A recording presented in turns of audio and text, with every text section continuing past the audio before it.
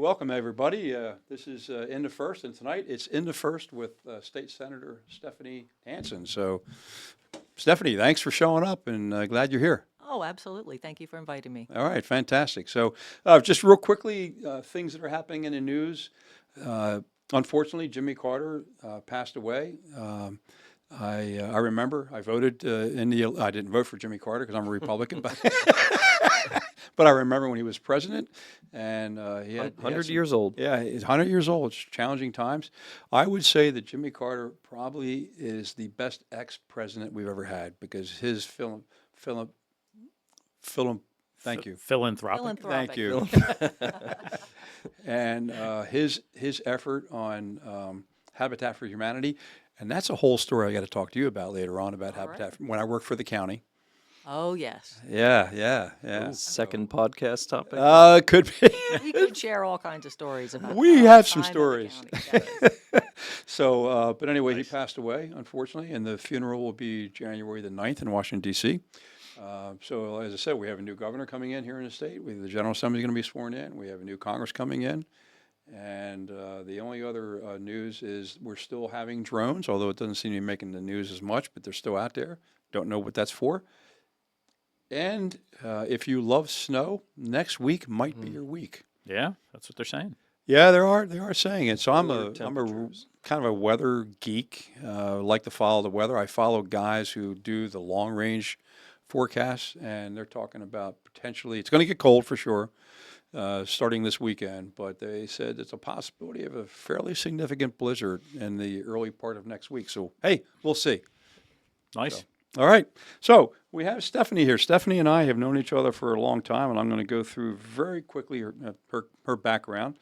So she represents the 10th Senate District, which includes a portion of Glasgow, Middletown, Odessa, and other communities along the western side of southern Newcastle County.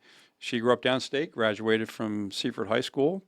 In 1979, she earned a degree in geology from the University of Delaware, and then a master's degree in earth science from the University of New Orleans.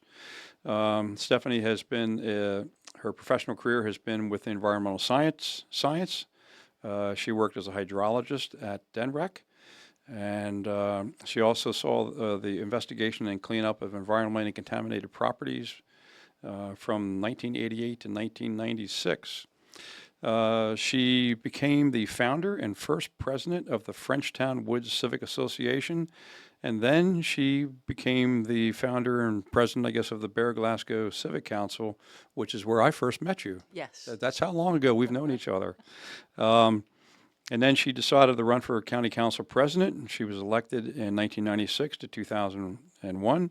And while on the county council, she was part of the team that rewrote the county's land use code, the UDC. I was also a part of that, too, from the administration point of view. And she also decided, because she hadn't done enough, that she wanted to get a law degree. So she went to Delaware Law School.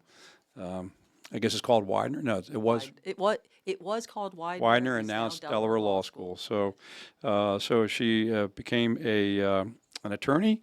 And she worked in environmental law, and then she retired, and now is a full-time legislator with the United States, or for the Delaware State Senate. And she's married, lives in Middletown, and has 5 children and stepchildren, 6 grandchildren. And another on the way. No way! Wow. Congratulations! Hey, congrats.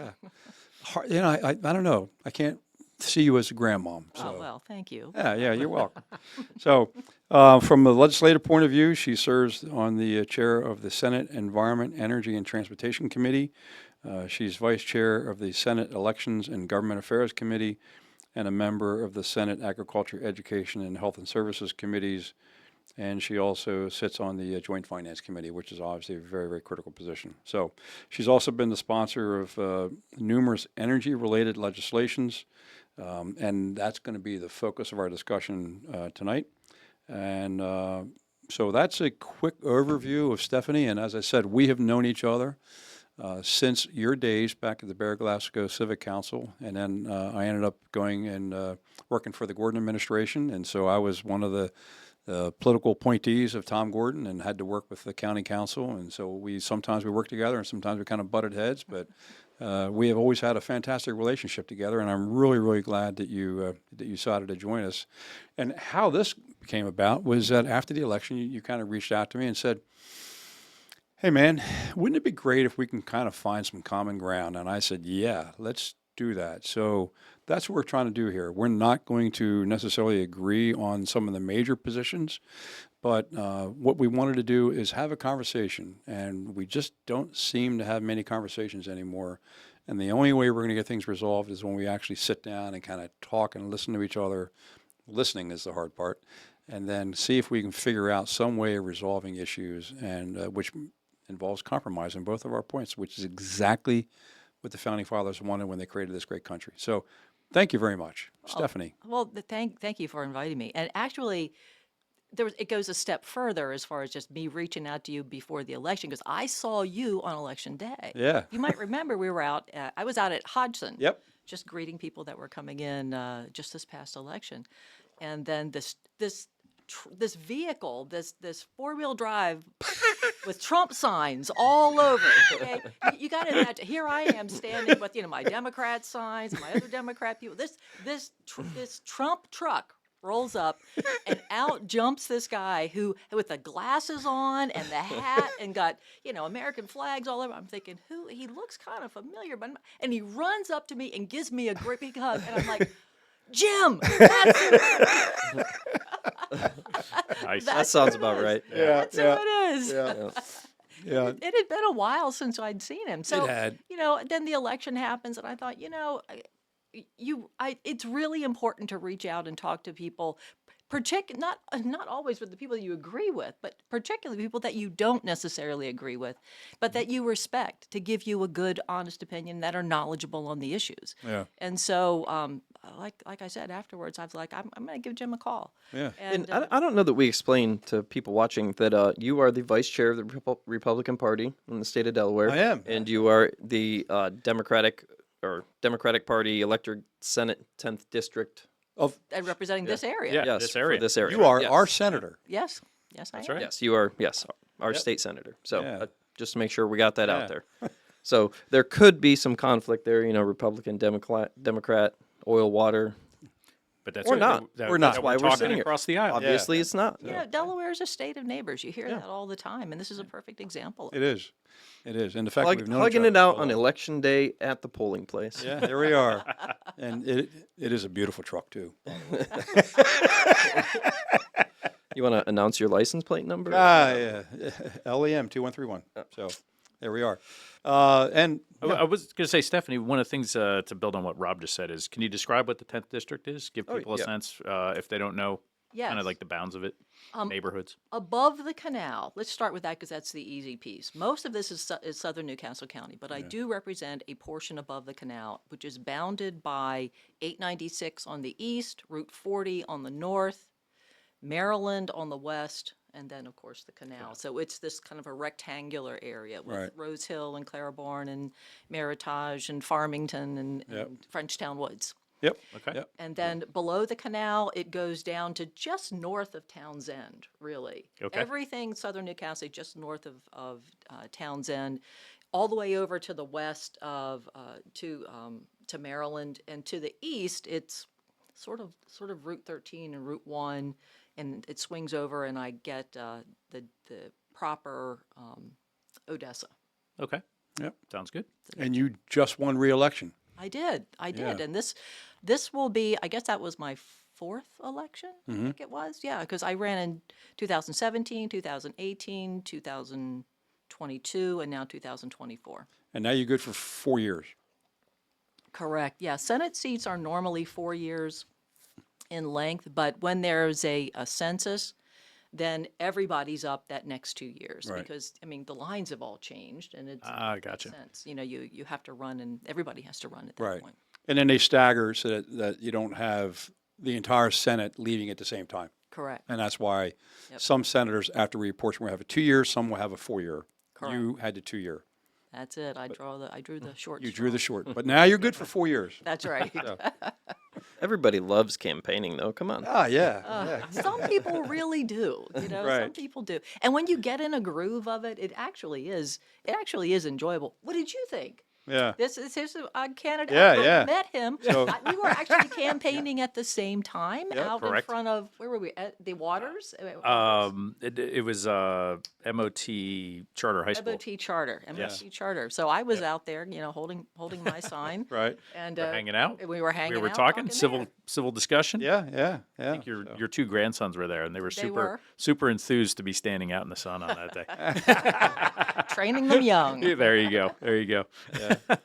No, it was good. Like you get out, you meet a lot of different people that maybe you wouldn't just in the course of a normal day of running errands and going to work and all that kind of stuff. And you have some really interesting conversations that might be people that you disagree with, but hey, can we stop for a minute or two and actually talk about this rather than just like, oh, I disagree with you, I'm going to slam the door in your face. Yeah. Not at all. It was good. Yeah. And most people are pleasant, Mm-hmm. really. I mean, most people, well, I'd say most people don't want to be bothered, but the people that look at you there is that. are generally pleasant, and a lot of times they'll come over and have a conversation with you. Very rarely do you have somebody that's kind of irritated with you or nasty. I would agree. Yeah. Yeah. And obviously, this was Chris Baronio, who is part of our team, and then Rob Close. Last podcast, Chris, we talked to Yeah, Chris in Chris depth was on. about his campaign and about some of the things that he ran on. Yep. And then one of the things about campaigning and the challenge, because I was a candidate, I actually ran it in 2008 against Bethany, and that was the Obama year. So Republicans got crushed. But one of the challenges that you have, and I've campaigned for a lot of different people, how you can really engage the voters and have a lengthy discussion about issues. Because most of the time when you're knocking on their door or in the middle of something, they don't want to do that. And so that outreach is a challenge. And the reason why you wanted to do your town halls or however you call that is to do that, to have that process. I know Kevin Hensley and many other state representatives and senators, they'll have little coffee things and stuff like that. But that's also the purpose. What we're trying to do here with this podcast is that, hey, let's sit around and have a conversation about some stuff and be able to exchange ideas back and forth and figure out a common ground. So again, thank you very much. Yeah, I like to tell people too. I think pretty much everybody, if you ask them, what kind of world do you want to live in? We all come to the same conclusions, basically. You want to be safe, healthy, happy. It's just how we get there. Yeah. That That's is the the real challenge, difference. right. It's just how we get there. And there's different ideas on what the right path is, and I think that's where the arguments come in. But if you sit down and actually dig through it and get to the bottom of it, I think most people want to live in the same kind of world or the They do. same image of the world, and we just got to get there. Yeah. So. Yep. And So- Steph, when you talk, can we just pull that mic just a little closer? Yeah, you can even press down on it and Yeah, put it a it little can go- lower it so can you go don't have down, to look yeah. behind it to get to Jim. Yep. Yeah, Is that perfect. better? Yeah, that's And, good. and you don't have to lean. You can. Right. Yeah. So I just broke mine. what made you decide to become involved in civic affairs and then end up creating the Bear Glasgow Civic Council? Oh my gosh, that goes. We're going back to the 90s. Back to the Back 90s. to the 90s. Well, actually, it was a health scare. Mm-hmm. So I had just had my third and last child, and I went to my OBGYN for I think it was a 6-week or the 8-week checkup after that, and they found a lump in my thyroid. Mm-hmm. And and they they said, well, we don't really know what this is. We need to start doing some testing, and all of the testing was coming back as inconclusive. But the whole time that they were doing that, they had said, well, it could be cancerous, and that's why we're doing all this. And it was a stressful time because here I was a young mother. I was 29 years old at Right. the time.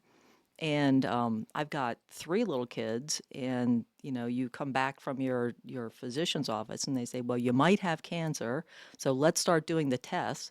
And the testing it was at least 4 or 5 months going from test to test to test to try to figure out what it was. Turns out it was not cancer. I have Hashimoto's thyroiditis, which just basically means I run at about 150 miles an hour, right? Thankfully, And I keep going.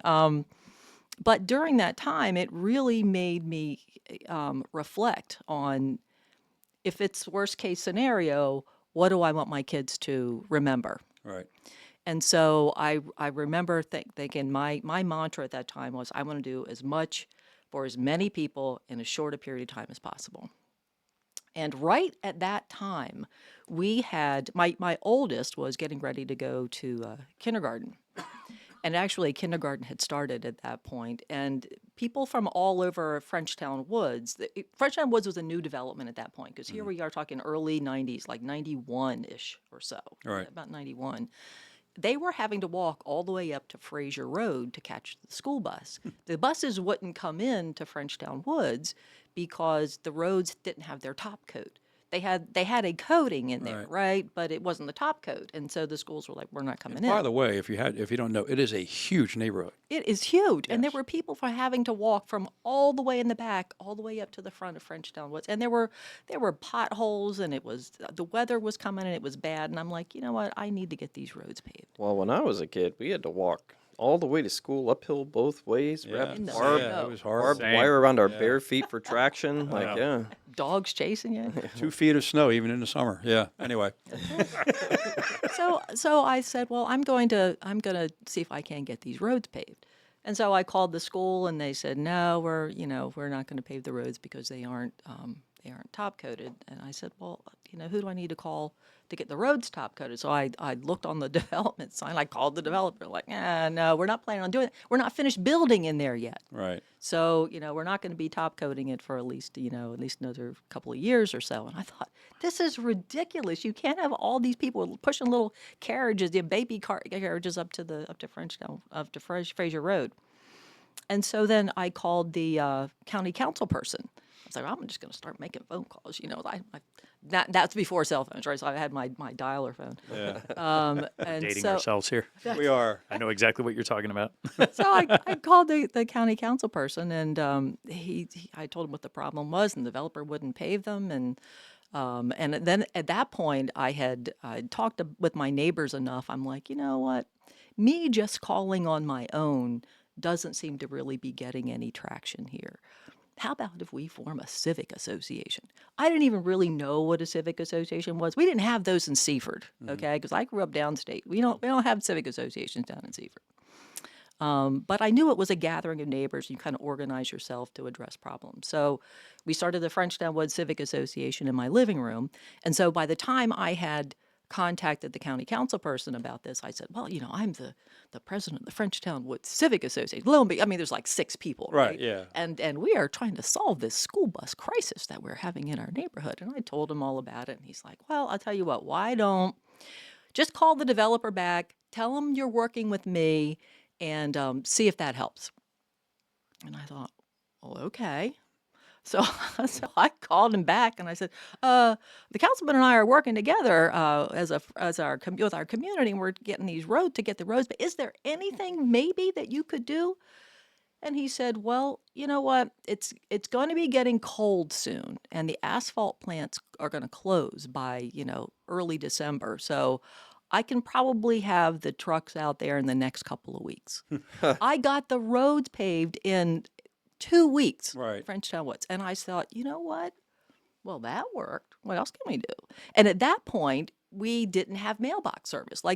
All of our mailboxes had been set up for each individual home in Frenchtown Woods, but yet there was a cluster box arrangement in the back of the neighborhood. And I said, well, how come we're not getting mail service? And it's all going to a cluster box. We've all got individual boxes. So again, we did the calling around to all the elected officials, and what I found was that it was a federal issue, but Senator Roth was incredibly helpful. So a number of us went up and met with Senator Roth, and he made a few phone calls to the U.S. Postal Service, who paid absolutely no attention to us, I might add. Yeah.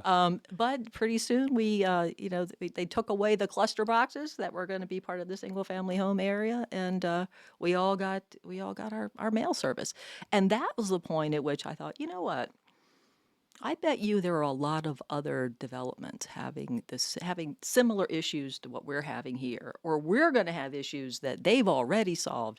It would be a great idea if we could just have consistent communication. Why don't I, get in touch with them and see if they want to form another council, maybe like an umbrella organization of all of our communities.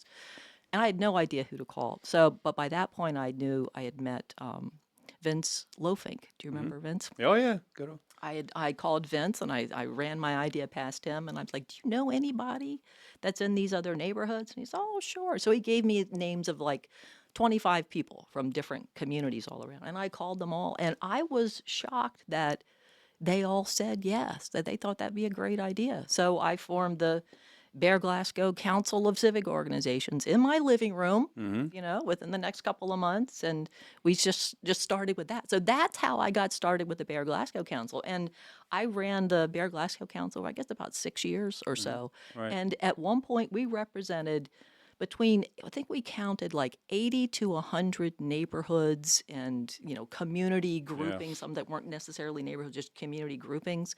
And it was tremendous. I It was mean, massive. we were able to get a lot done. If it weren't for the work of that council, Olive B. Loss would not exist, that school over at Brennan Estates, because that Brennan Estates was supposed to have like 1,100 and some units that were there. But we had started working with the development community and said, 1,100 units with nothing as far as any amenities or just housing just doesn't make a whole lot of sense. And so You're asking for trouble. Yeah.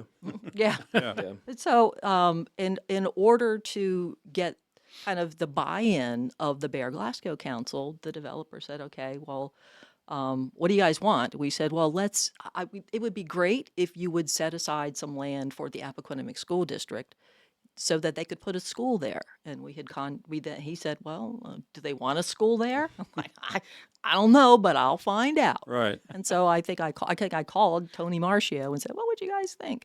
And they said, "Yeah, we could probably put one there at some point." And so we said, "Great." So they bumped down 1,100 units to I think 800 and some, and set aside the land, and now we have Olive Villa. So that's how that happened.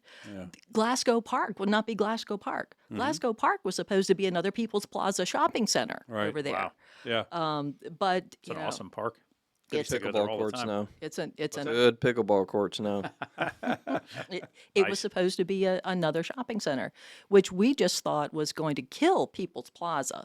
If you put another shopping center over there, it's going to be difficult for people. And of course, the merchants of People's Plaza didn't like it either. But that was a period of time in which there was very little online. And what I would do, because I wasn't at county government, I was just this little DENREC scientist, right? But this is where the DENREC scientist piece comes in. So I go and I get all the documents and the papers and the files and everything from Newcastle County for the development over there. And I'm looking through it, trying to find anything as to a reason why technically, I could jam this up so it wouldn't be another shopping center, right? And what I found as the scientist was that there was a portion of the property that was potential habitat for an endangered salamander. I was like, bingo! So Those old salamanders. it's funny. I'm That's it. glad you did that. Of They're course, important. yeah, that Because was that's a beautiful park. That but was then great. you hear stories of like other places abusing those sorts of Right. Yeah. Yeah. goals too. But Yeah. Well, I raised the issue, Yeah. and it was enough that caused, well, we'll have to look at it again. And then looking back on it now, I think what happened was we kept raising issues about the salamander and getting a study done about that it caused that project just to either go out of contract or the market changed or something happened and it just didn't happen. So one of the first things I did when I was on county council then was to put the first $1 million down on Glasgow Park Yeah. to study that for the county's acquisition. Which everybody has enjoyed. yeah, it's a And treasure. so, Yeah. now, obviously, the reason why you had to do that is because Twitter was not there and Facebook was kind of new. No so you podcasts. just couldn't sit there and like something. You had to actually do something.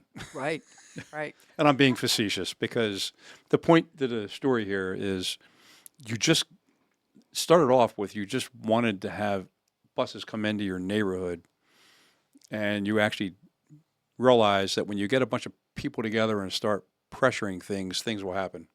Right. And I never wanted to be in elected office. Right.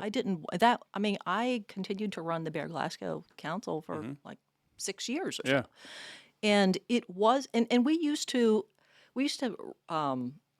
I used to write and be the impetus for a lot of county and state legislation for different things that would happen that bubbled up from the community.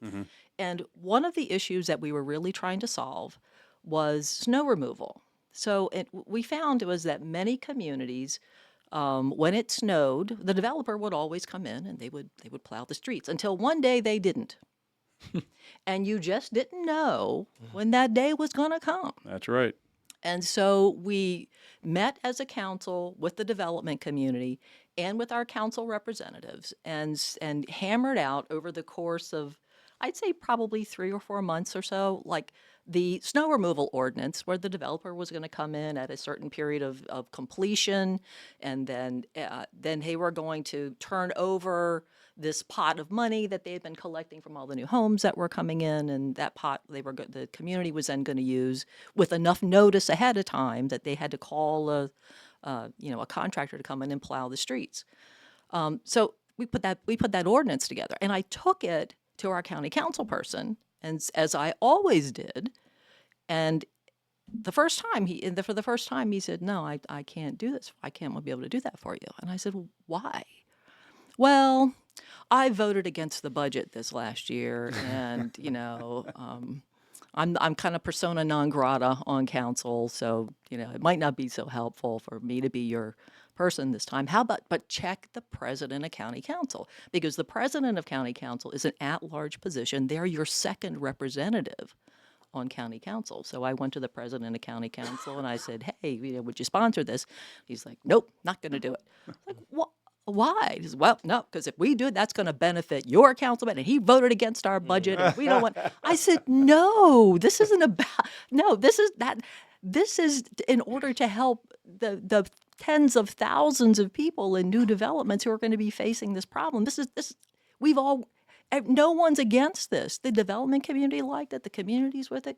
It should be easy. Nope, not going to do it." And I thought, you know what, dude? I think I've been doing your job for about the last 6 years. It's on. There you are. So I ran against an incumbent in a Democratic primary for a countywide seat, and I won. Yep.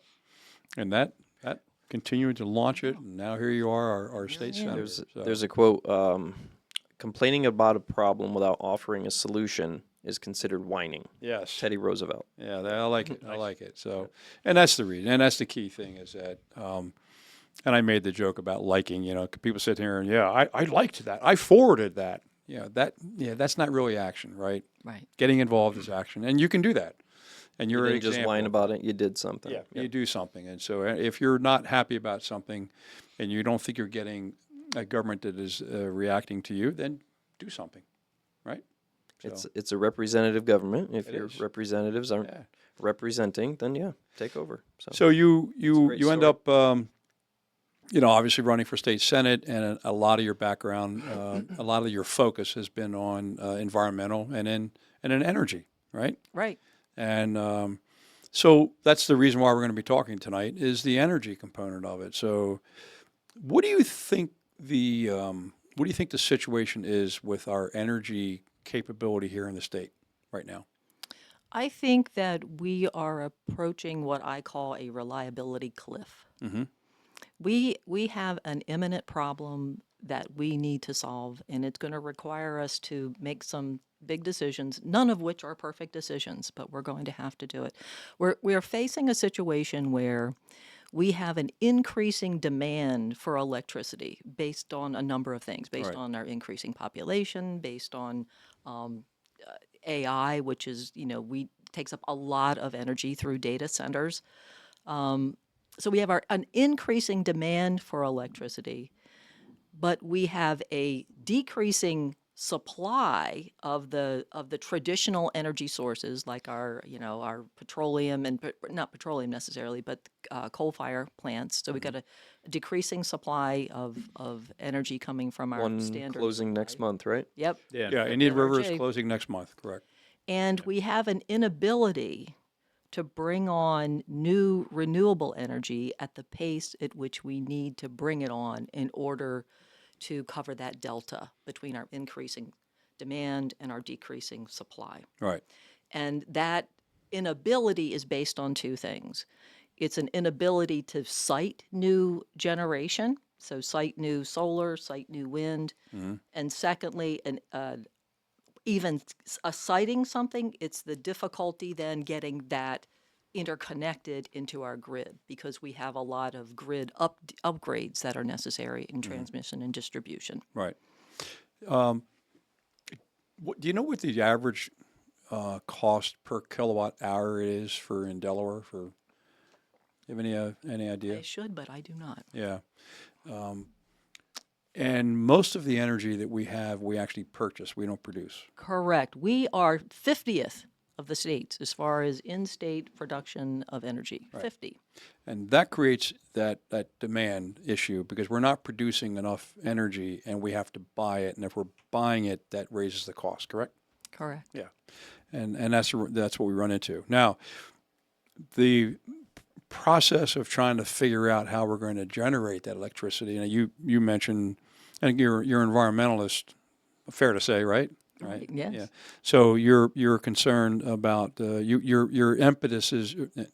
emphasis is try to do renewables, right? So you would like to do solar and wind. Those are the two primary, correct?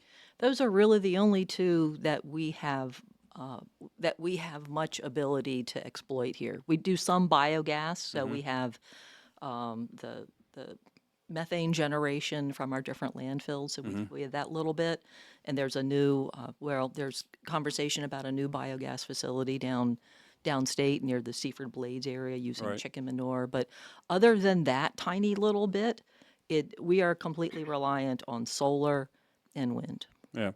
So Sussex County had just rejected the solar generation plant in the effort to develop the wind turbines in the off the coast, correct? Correct. Okay. Well, it was the if terminology's maybe Terminology is important very here. important. Yeah, I'll let so the it was- nuclear scientists. It was the interconnection point for the offshore wind to come Correct. into the grid in Delaware. So you have to. Yeah. I said Like generation. So that 170 acres or something. yeah. I don't remember how big the footprint is, but it's more that U.S. Wind already, I believe, or their subsidiary or something like that, already has the property, but it was the zoning of it, I believe. Yeah, it's like Right. They needed 170 acres in Dagsboro area. It was zoned industrial, but they needed a conditional use. Yeah. They Okay. needed a conditional use permit. So if you put the wind turbines out in the ocean, it has to come in somewhere, and at that place you have to now be capable of distributing it so that we can use it. Yeah. Any Very- any generation source has a big extension cord on it. It Correct. needs to plug in. Yes. Yeah. All right. So They wanted to plug in down in Dagsboro. yeah. Yeah. So, So yeah. now the problem with wind, and this would be more of the Republican point of view, right? This is where we have to start to figure out how we're going to come up with something. The problem with wind is that it is probably the most expensive cost for production. It's about $180 to $200 per kilowatt hour.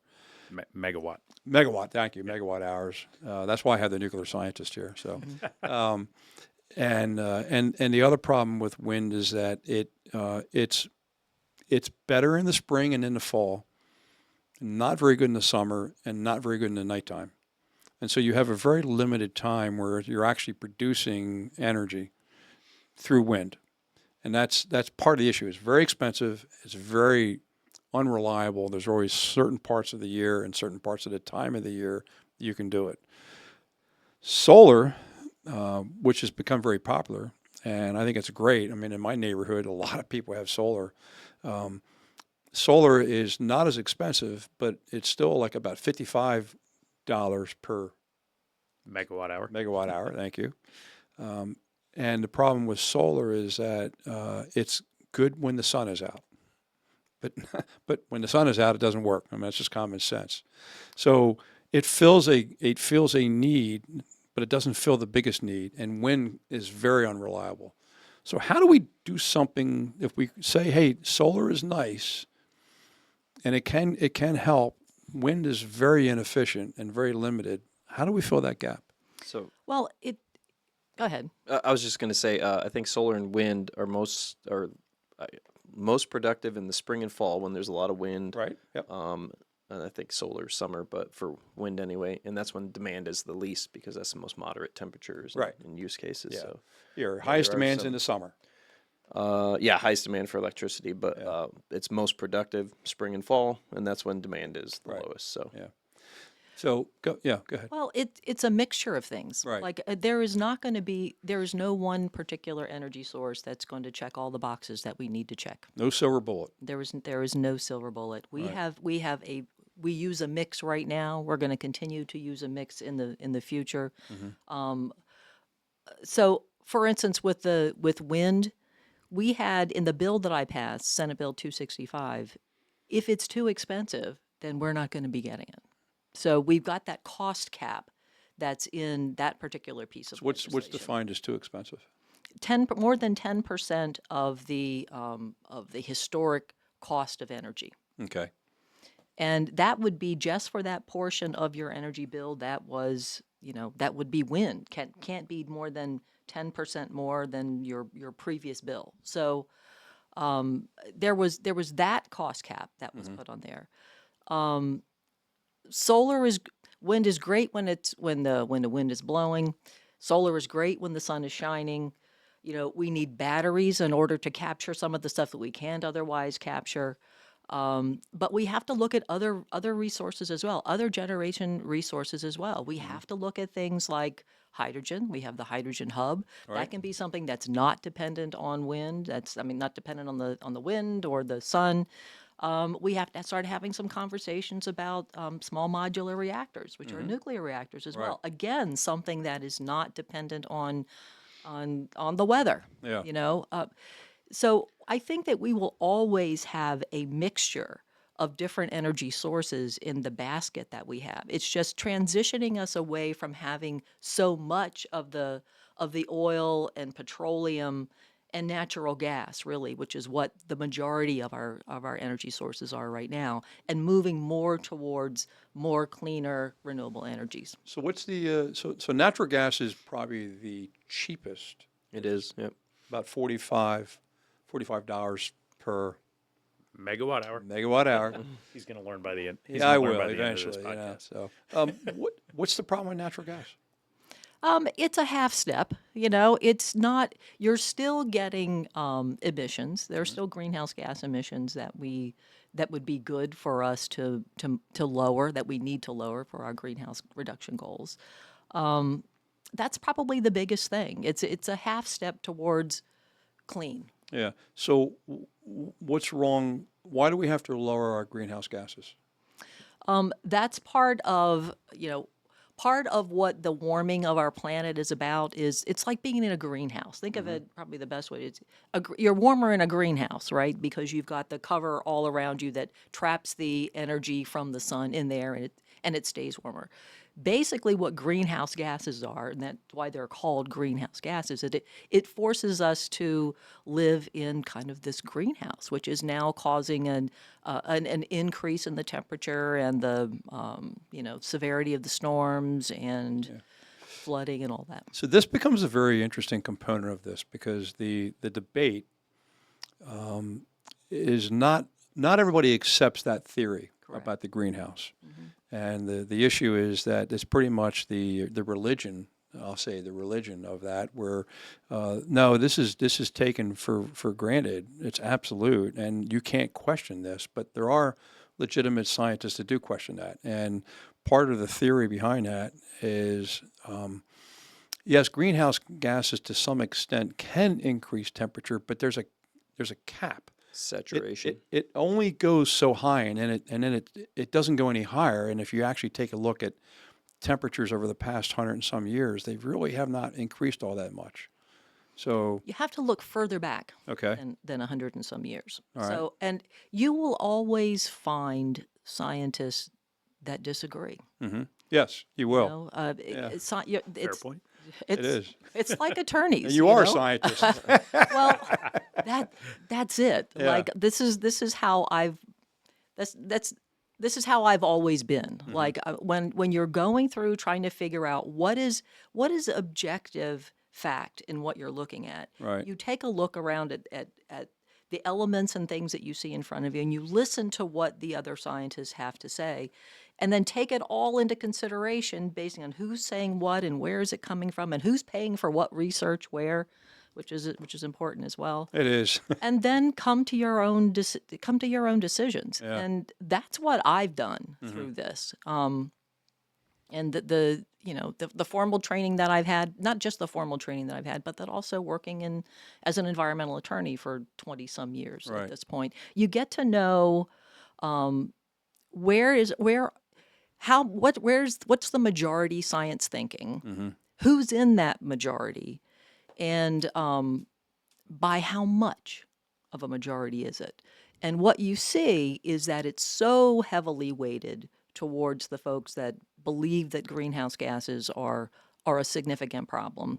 CO2 emissions are a significant problem, that by us doing what we can together as a group, lowering that, it's going to help us far more than it's going to hurt us with the pain of actually getting there. Right. It is interesting because we'll play devil's advocate now. The money incentive for scientists through the government funding of research and various, programs in that field of study emphasizes or rewards scientists that say, yes, we do have warming. Yes, humans are impacting their environment. And so the counter argument to the idea that there is global warming and it's going to kill us all is that, well, we're paying people to say that and we're incentivizing them to say that. I would really like to see studies done without a money incentive. I Yeah. would like to see the government fund people that do say, no, I don't think this is actually happening, or yeah, we are increasing the CO2 limits. We are causing or releasing global warming gases, but is it really, what is the actual measurable impact? Well, I think if you take a look at it, it's called the IPCC report. I think it's the international. Look for Yeah. IPCC. And who This funds is- that? Just curious. We'll dig into it a bit. Yeah. So IPPC. So Yeah, IPCC. IPCC. Okay. Yeah, Let me pull this down I am here. not sure, but it is scientists from all around the world. So it's who have come together and have a similar understanding that this is a problem and we need to do something. Right. There are varying opinions within that group as to how much of an impact certain things will make on the overall problem. But a lot of the climate science now that I go by and that I think a lot of other people do as well is what is found in the IPCC climate reports. Okay. So, by the way, when we release this, we're going to have a couple links to some sites, Okay. and we'll include that on that because I've got a couple links to some sites that we can throw in there too, just so people can take a look at it and kind of, which is what we're trying to do, is like, hey, Right. take a look at. I want to say they're facts. Take a look at these different pieces of information, and then you kind of make your decision as to where you ought to go on it. So. It's just the sheer number of scientists that are participating from world-renowned universities that have come together to this conclusion. But my concern is that we are seriously into a group think mentality. And so if this is the prevalent position that people are taking, you cannot object to that.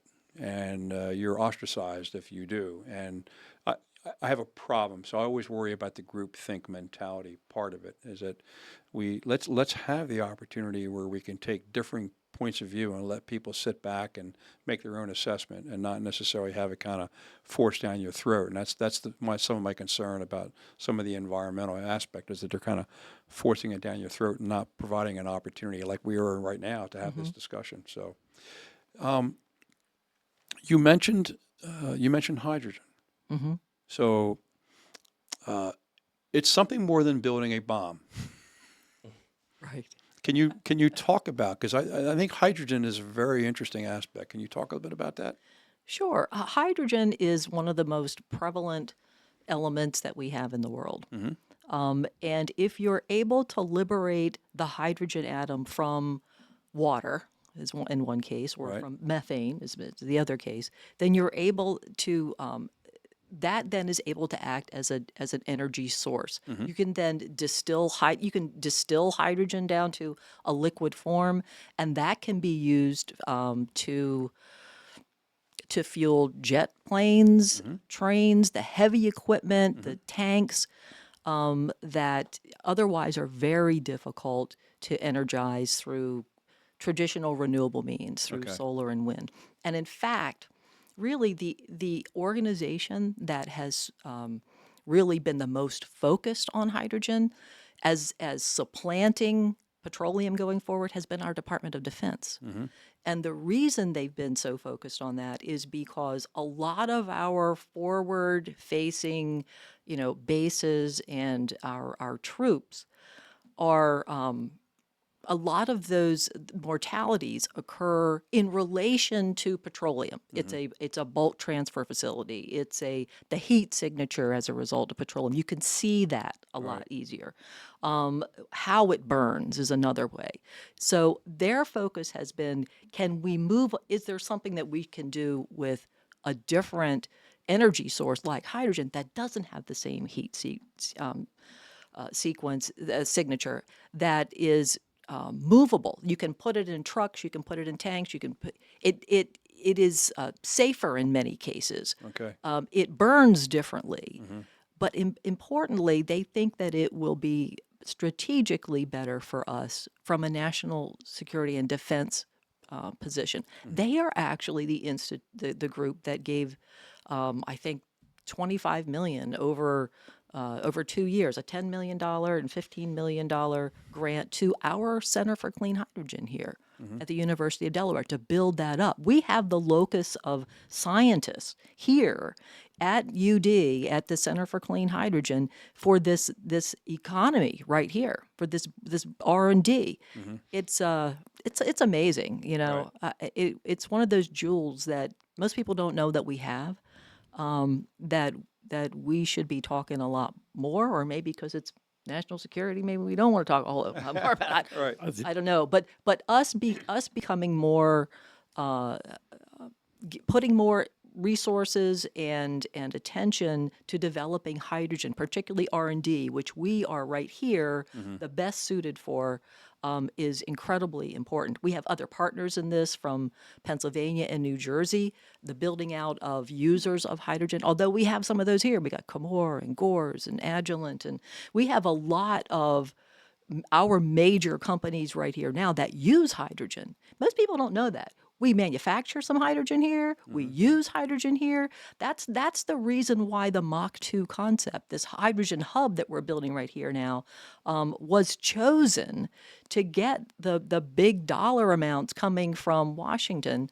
I don't think it was like close to $1 billion or so. It was a lot of money, and maybe the idea is we can begin to transition over a lot of the equipment and the personnel and things from the Delaware City refinery to become the hydrogen production and jobs from over there as well. They've got the pipes, they've got land, they've got all sorts of things that we need.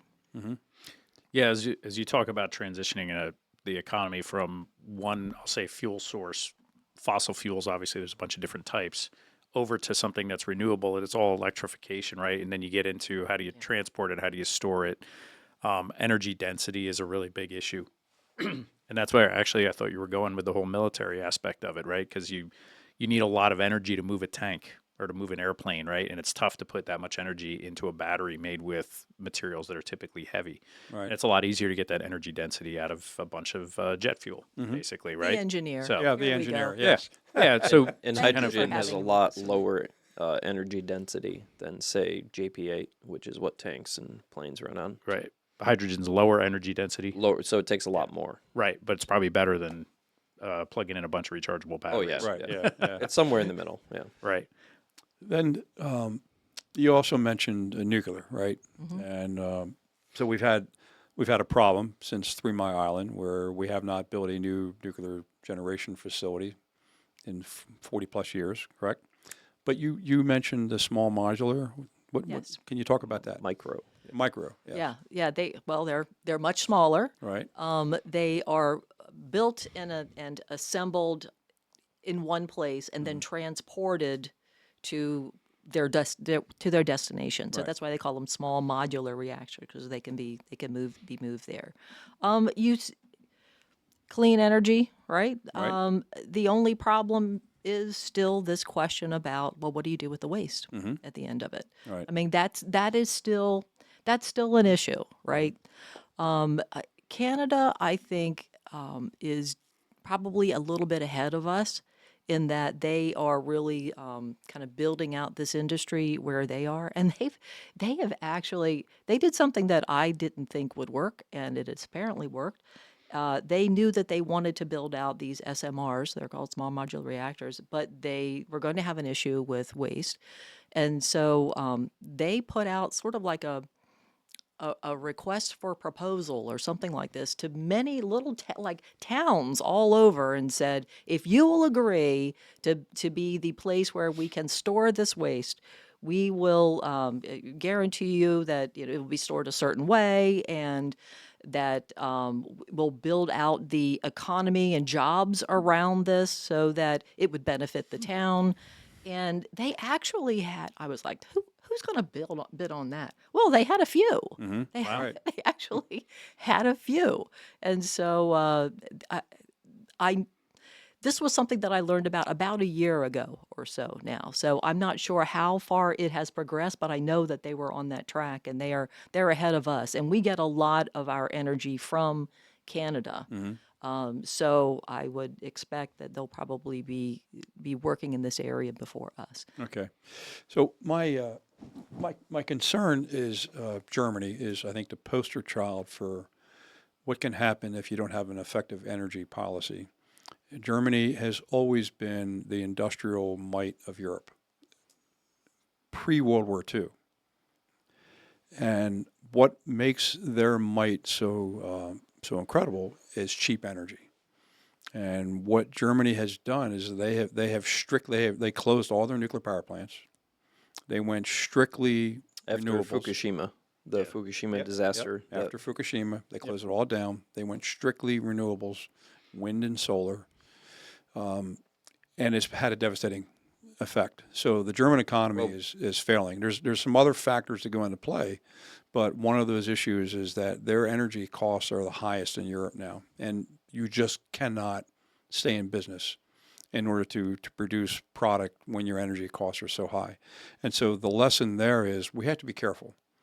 And we have to take a look at a moderated approach. I think anything that we can do to promote other sources of energy is good. You mentioned hydrogen, which is interesting, and you also mentioned the modular reactors, which have a much smaller footprint. What is it that the state of Delaware can do to support the further development of that? Do you have any idea? To be honest, we're waiting to hear from Mach 2 as to what they need from us, as far as what do we need to do in order to assist And you repeat, in this. Mach 2 is That's the hydrogen hub. okay. So it's a group that has come together to build our hydrogen economy up there, and we stand ready. And I have a representative of Mach 2 that's on the Energy Stakeholders Group. The Energy Stakeholders Group has been a wondrous thing to behold. I cannot believe that it has continued to operate as long as it has, and it has been as effective as it has been. It sort of works like my Bear Glasgow Council, now that you think about it, Right. Because the idea is to bring everybody together and have conversations for 2 to 3 hours at a time, sometimes, generally 2 hours at a time, every other Friday. We do them all virtually, but last Friday we had let's see, the 20th was our last one. We have twice a week. I mean, twice a month. We had 87 people on December the 20th come to the Energy Stakeholders Group meeting where we were talking about energy. And on the Energy Stakeholders Group, we have about 24-ish, 24 or so stakeholders, and then we have attendees who attend. Stakeholders are the people that are actually on the screen, that talk. I can call on them, and they have to represent a group. You know, it can't just be a person that's interested. They have to actually represent a group or be an expert in something. And so we have representatives of all the utilities, including you got Delmarva Power, the Electric Co-op, the DMEC, which is the umbrella group of the municipal utilities. We've got Chesapeake Utility. We've got Calpine, who does natural gas. We have the Mid-Atlantic Petroleum Distributors Association, NRG, the Caesar Rodney Institute, as well as the Sierra Club, you know, the Mid-Atlantic Renewable Energy Coalition. We've got all of those people that are part of the stakeholders group. And every other week we sit down and we tackle what are the things that we need to do in order to help us move with this transition. So here's a good example and how I use the stakeholders group, because for me, this is such a difficult, deep field. There is no expert, but there are experts on pieces of it. Right? And if you can harness those people and those expert pieces and get them all talking at the same time about a difficult issue, that you're golden. That's how you do it. That's how you do it in Delaware. And you make sure you got everybody around the table that has a piece of this, and you start listening to them. So 2 weeks ago, we decided we were going, not 2 weeks ago, it's probably about 2 months ago, we decided we were going to need to look into energy storage. Because another piece of this is, well, you know, energy generation, right? But what about storage, you know, batteries? Because we've done zip with batteries in Delaware, okay? We are kind of behind the curve with that one, but that's okay. You know, we're gonna figure out where we need to be with this. And so I have a Senate intern that works for me, and I said, go forth and do research on energy storage in other states and tell me what they're doing so that we can talk about it here and see if this is something that we want to do. And so she did that, came back, did a big presentation in front of the energy stakeholders group, and we talked about, well, yeah, we probably should look at this again. So then I put together kind of like a bill with some bullet points in the bill. Let's talk about this. And we brought it to the energy stakeholders group and had a deep discussion about what do we like about this bill? Because I took it from Maryland. Maryland's ahead of us and ahead of a lot of folks with energy storage. And what we decided was that, well, in here in Delaware, we're not quite ready for that. It's important, and we want to do it, but it's complicated, and we need to get a better sense as to what it could do for us and how much it's going to cost, because batteries are expensive too. Like I tell you, up to the beginning, there is no perfect solution. We haven't found one yet, right? No. It's a matter of balancing all of those things in order to meet us where we are geographically and economically. So we decided we want to look closer at energy storage, and we're going to do it. So the bill concept has now become a resolution, and it's going to be a study on energy storage. Good. Yeah. And it's going to have all of the the Public Service Commission and the Public Advocate and our Sustainable Energy Utility and our state office and our utilities. Everybody's going to have a piece of this in a concentrated effort to say, how could this help us? If it could, how? How much would this get us toward our goal? And how much is it going to cost? So what is the balance? Where is that going to fit in it? We have another bill, another resolution that we're talking about now, because a lot of our energy picture is not going to be necessarily new generation, although it's critical, but it's other management things. It's batteries, right? So, but it's also time of use rates. So that's something we don't have here in Delaware. They have that in many other states, and it's been shown to reduce people's electric bills. And it's based on the concept of if you use electricity, depending on what time of day you use it, it's less expensive at certain times than it is in others. And so if you get thinking about, is it less expensive during this time? I should be doing my laundry at 10 o'clock at night or early in the morning or something, as opposed to the middle of the day. Would time of use rates be something that would lower people's bills for energy, for electricity in Delaware? So that's our other thing. So that would be an incentive and not a penalty. Correct. Because in some cases it's a penalty. So if you use energy at certain times of the day, you're penalized for it because there's a higher demand for it. Well, no, you would. It would be. Yeah. It would be. Well, it would be both, Right, right? it would be When both. you have peak demand, the price is higher. When you have low demand, the price is Okay. lower. Right. So then you, as long as we inform people about it in that kind of situation, you can then make a more informed decision, right? Okay. So some places, that's why they have excess electricity generation capacity at night, depending on the environment and all that, the climate. So they incentivize you to charge your cars at night if you have an electric vehicle. Right. Right. Yeah. And So- working with our energy storage kind of bill or resolution at this point, charging your car at night, if you've got extra, if you have extra energy from that charging, you could then sell that back to the grid. So you become A like producer in a some extent. and you get that on a massive scale with many people doing that, and that becomes a virtual power plant, which is something that we're already looking at and are doing at UD right now. That sparks something. Didn't we just, or something just happened with solar on your houses to where you could no longer sell it back? Yeah. Like you couldn't get paid for it anymore. So No. they changed it. So they incentivize people. Hey, put a lot of solar panels on, and then. All right, let me talk about that one. Yeah, what happened? All right, let me talk about that one Oh, because and just to let you know, we're like It just I know nothing about this other than I heard that. that's okay. we're about an hour and 8 minutes in. So Remember so yeah, it was 1:13. We're about 8 minutes. Yeah. we're about 58 minutes right okay. now. All right. Yeah. But as long as you're cool with it, like conversation can keep Yeah. going. We can always split it into 2 episodes. can. I wanna hear. Whatever. Yeah. No, I think this it's a is great important. topic. Yeah, I heard that rumor. Yeah. Okay, so here's the thing. Not too long ago, I'd say probably in the early 2000s or so, when solar first began to be discussed and as an alternative for putting,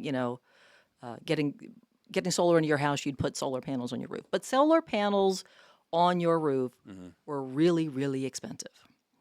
And the government really wanted to incentivize people to put solar panels on their roof to try to move us to this renewable economy, right? And so what they did is they said, look, here's what we'll do. If you put solar panels on your roof, we're gonna give you a break. You're gonna get a break a number of different ways. There's 3 different ways you're gonna make out if you put solar panels on your roof. Number one, you're going to get to lower your electricity bills because you're making your own energy, right, from the sun, and then that's going to reduce the amount of money, the energy you have to buy from the utility. Number one. Number two, if you have excess energy, you can sell that back to the grid. It's called net metering. Which is what we talked about with the car. Yep. Right. Yep.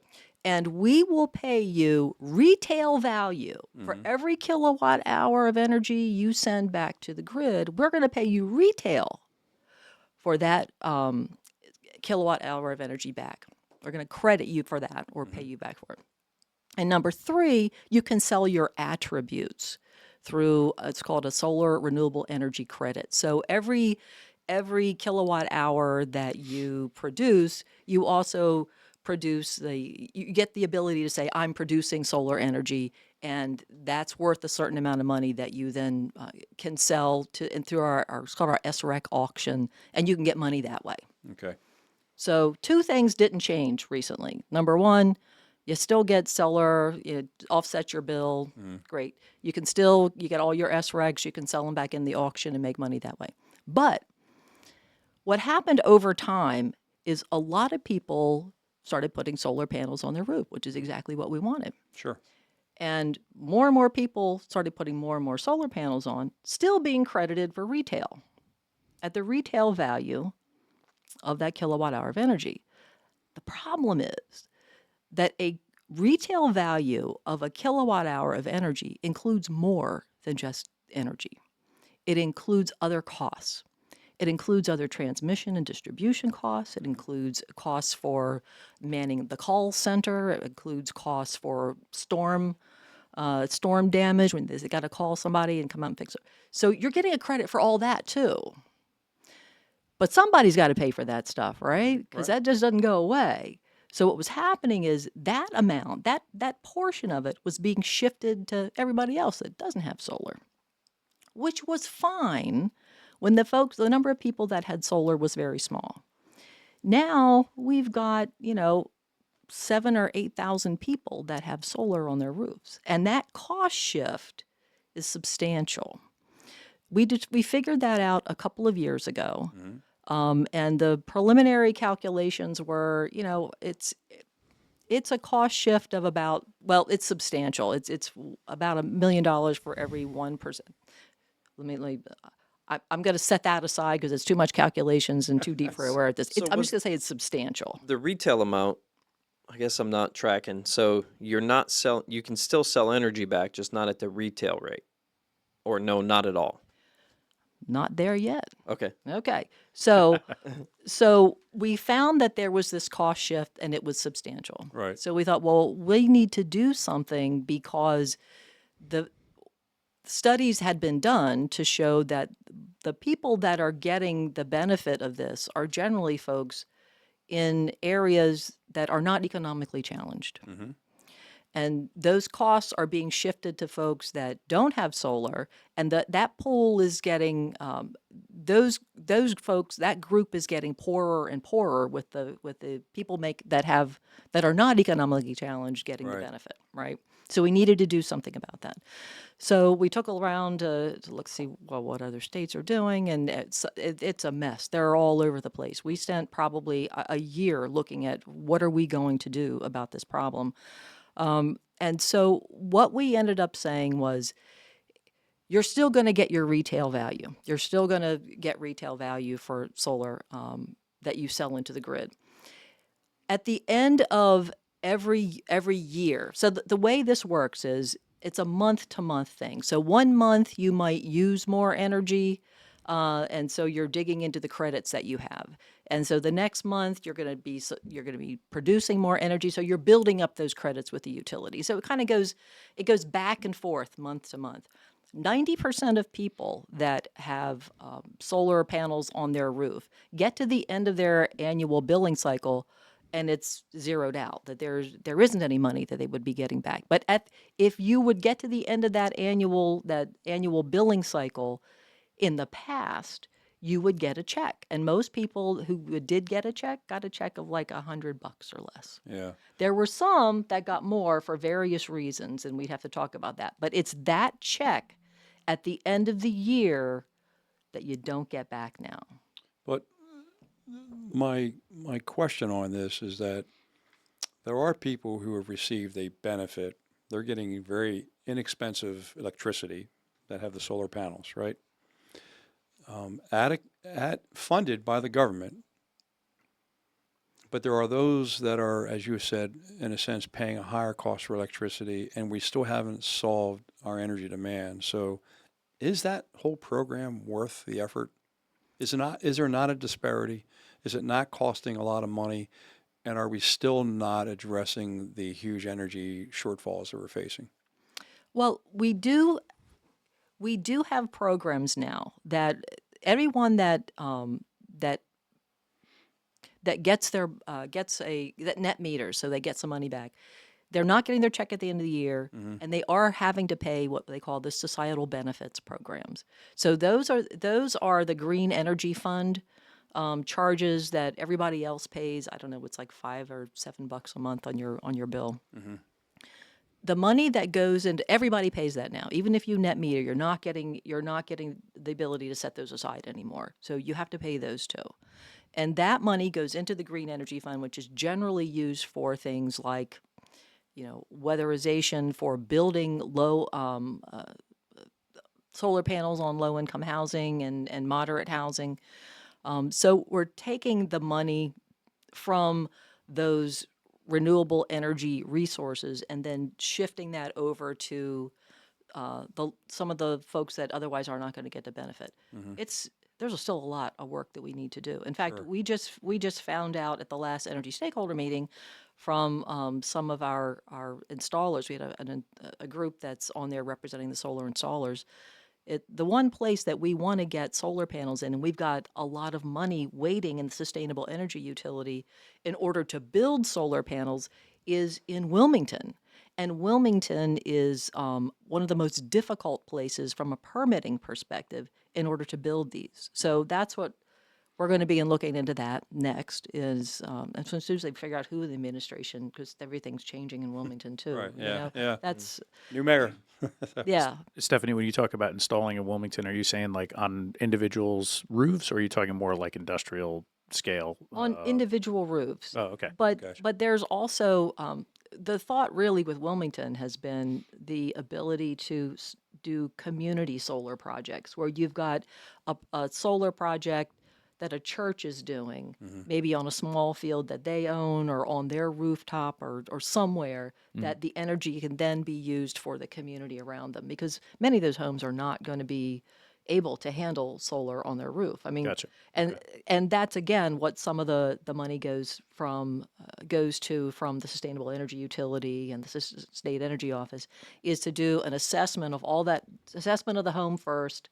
Can it withstand a solar roof? And if it can't, can we do some pre-construction work with it over there so that it can sustain it and get solar energy on there? And then the money used that everybody else pays is redirected or redistributed to those people, and they don't have any pay, or how does that work? Like once they receive the solar panels built on their roofs, do they pay part of that? Does the state pay I all of it? Just curious. The state does not pay all of it unless you are at you meet a certain low income threshold. Okay, and then they'll pay it all, or whatever this fund is from the rest of the. Correct. Yeah, I'm not certain about the percentages there, Okay. could but probably there look it is up. it is I'll look it up deeply and add a link. discounted. Yeah. Interesting. I just there's an interesting parallel happening right now that I think we're going to see with the electric vehicles as well. Roads are paid for through fuel sales tax, Right. right? Oh gosh. And so when Yeah. that's going to Oh, be the next, I gosh. think, headwind coming I down am the so pipe. scared of that. That's an issue. So more electric. Reason just to be scared. so people that don't understand, the roads. Majority of funding from our highways, from our roads, all comes from the sales tax on fuel.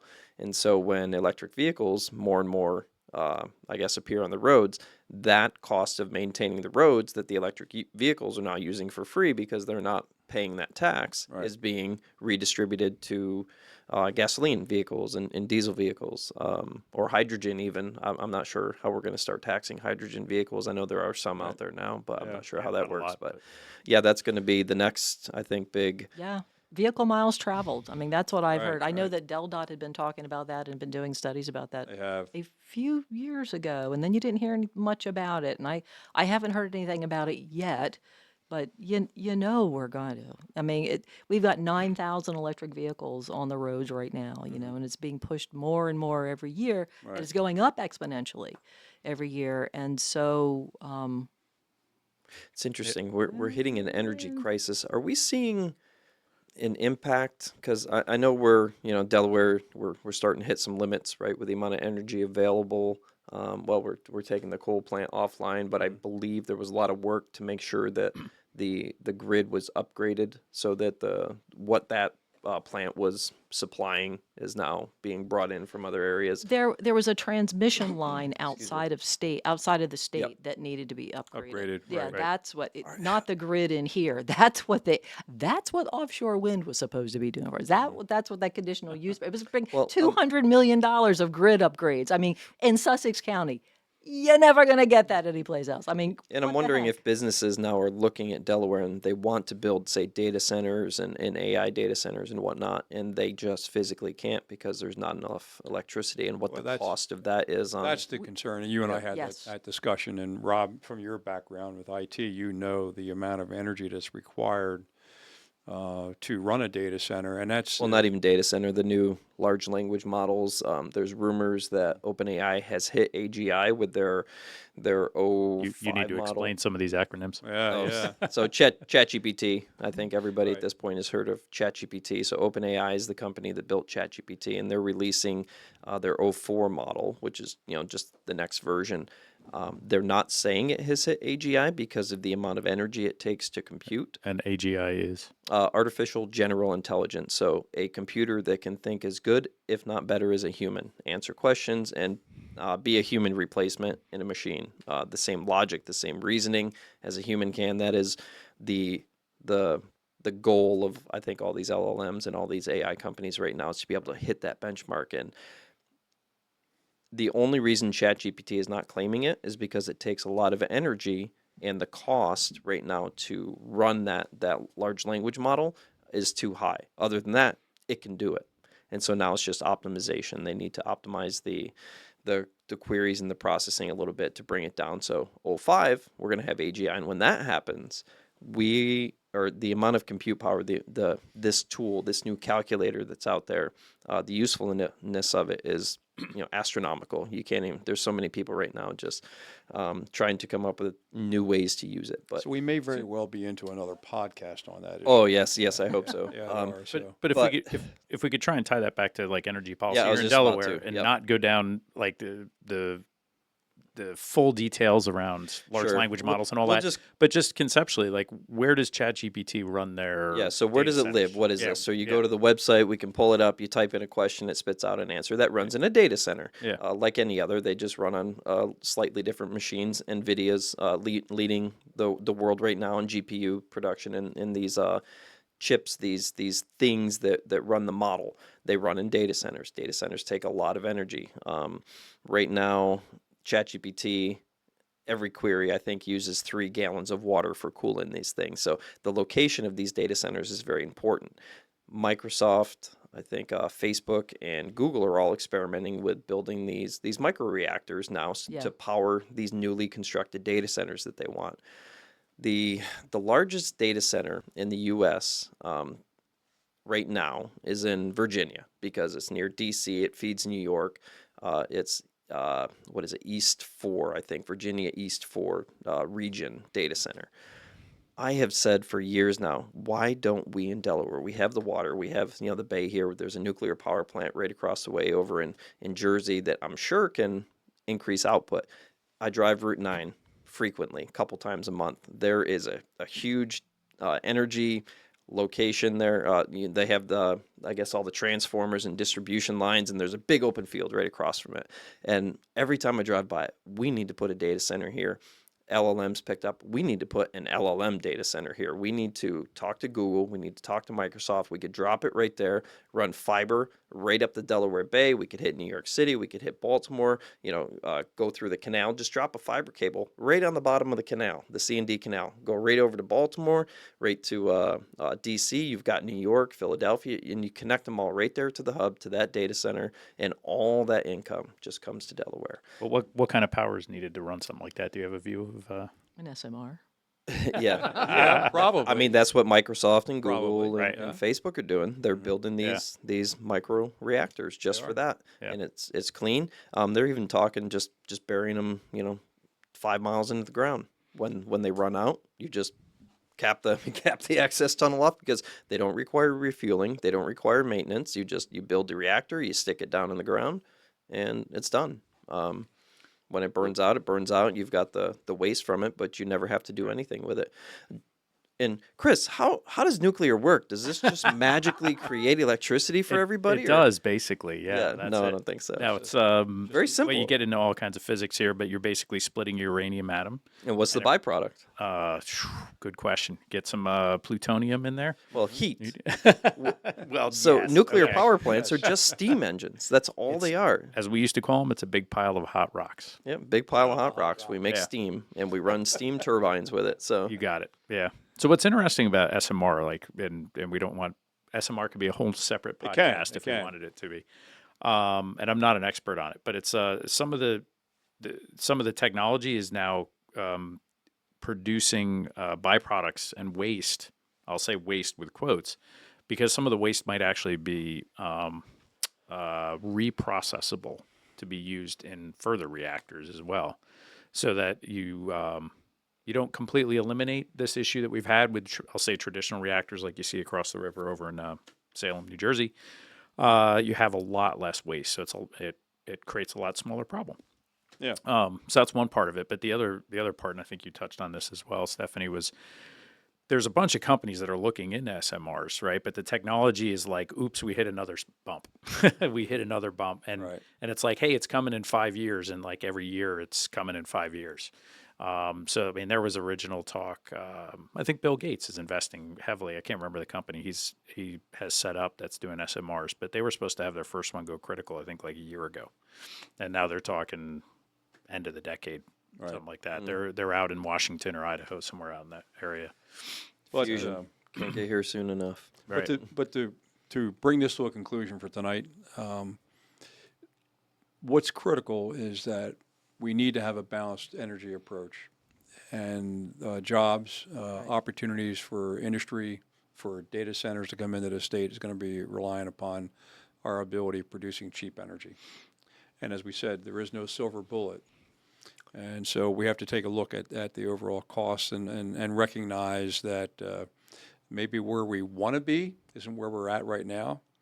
And so we need to figure out a way of trying to put this together so we can provide the most effective and efficient energy source that provides the less harm to the environment, but doesn't strangle us all. So, Correct. yeah. And I think just data centers, that and moving into that technology aspect.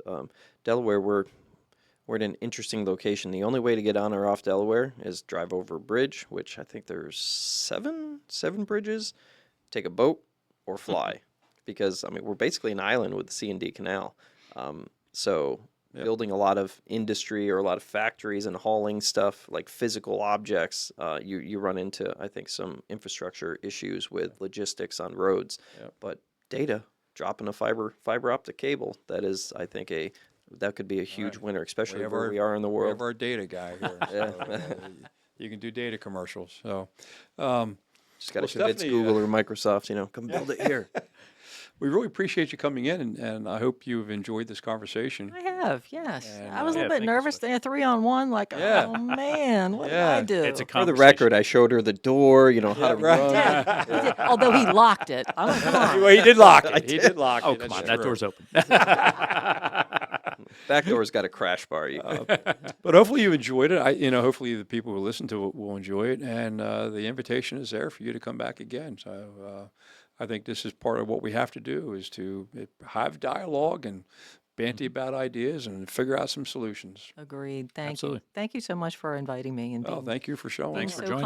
kind and thoughtful, and love the widescreen. Thank you for being the fact checker today too. Yeah, yeah. Yeah, I didn't do much fact checking. I think we just got a couple of listed things the there, so. references and yeah. So, I think it's a good example of like the whole purpose of the podcast is expose people to topics they might not have known about, right? So we talked about IPCC, we talked about you brought up the Center for Clean Hydrogen at UD. I think that's amazing. Yeah. Here's the Mach 2. That's another great topic Yep. that people will learn about. And again, we all want to live in the same world. I think we do. clean, affordable energy, and all the benefits Reliable. that brings. Reliable. That's Yeah. So, but once again, Stephanie Hansen in the first. Thank you very much. Thank you. Thank you. Thank you. Jim. been fun. Thanks.